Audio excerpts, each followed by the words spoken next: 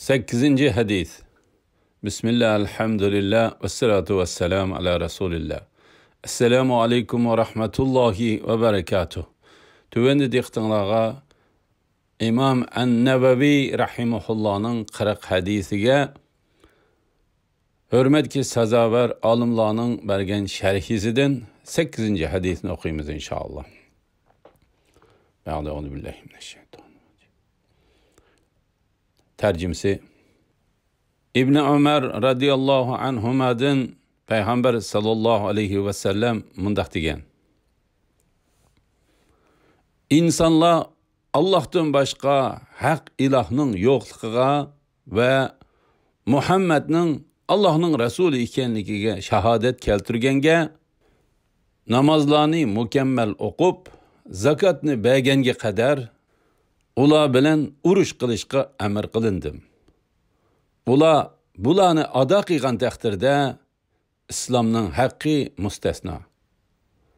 Mendan jini ve melini qo'g'dab qola oladi. Ulardan hisob ilish Allohga oiddir. Buxoriy 25, Muslim 22. hadis. Şeyh Abdurrahman ibn Nasir al-Barrakning bu hadisga qilgan sharhilaridan ba'zilari tuvandikcha: Allah'ның Rasulullah sallallahu aleyhi ve sellemge kafirlarga qarshi urush etishini buyurganligi.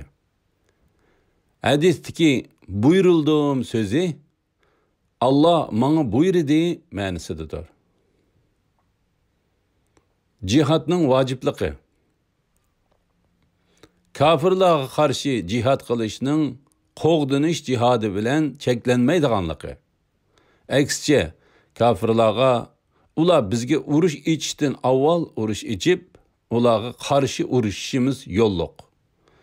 Buningga binoan kafirlarga qarshi jihad qo'g'dinish jihadi ve hücum jihadidan iborat ikki turlikdir.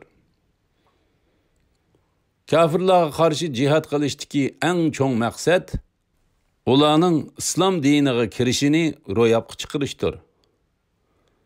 İkinci maqsad bo'lsa jizye, ya'ni seyliq to'lash orqali islom hukmronligiga bo'yin egishini amalga oshirishdir.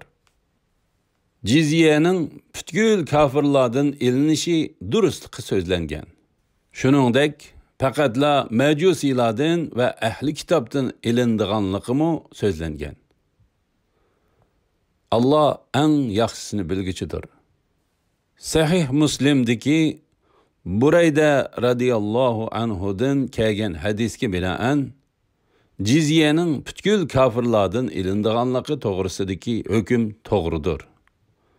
U hadisda mundaq kelgan: Mushriklardan bo'lgan dushmanlar bilan uchrashganingda ularni islomga da'vat qilgan.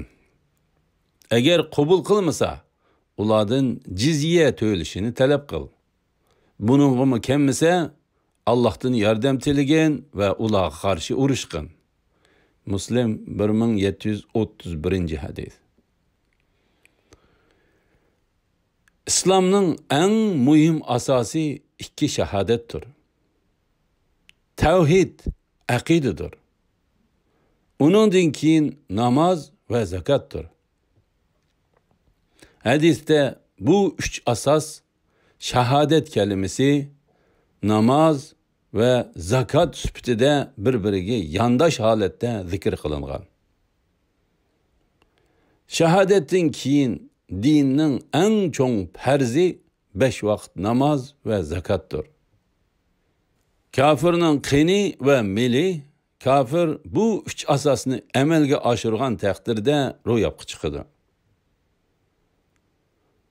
Ganimetlerinin Resulullah sallallahu aleyhi ve sellem'nin ümmeti üçün halal ekanligi. Dünyadaki hükümlerinin tashqi haleti boyunca tadbiq qilindiganligi.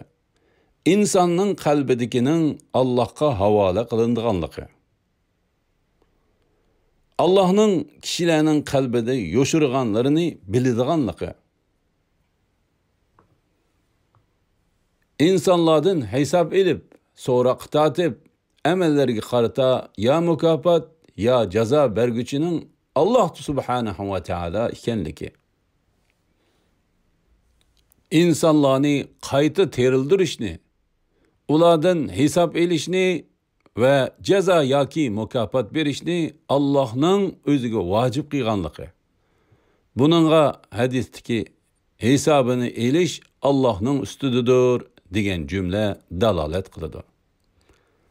Elhamdülillah, yuqorida İmam An-Navavi rahimahullohning 40 hadisi va uningga hurmatga sazovor olimlarning bergan sharhidan 8 hadisni oldinglar. Oxirini keyin qitimliq o'qishimizni davomlashtiramiz inshaalloh. Ve sallallahu ala Muhammad ve ala alihi ve sahbihi ecma'in. Esselamu aleyküm ve rahmetullahi ve berekatuhu.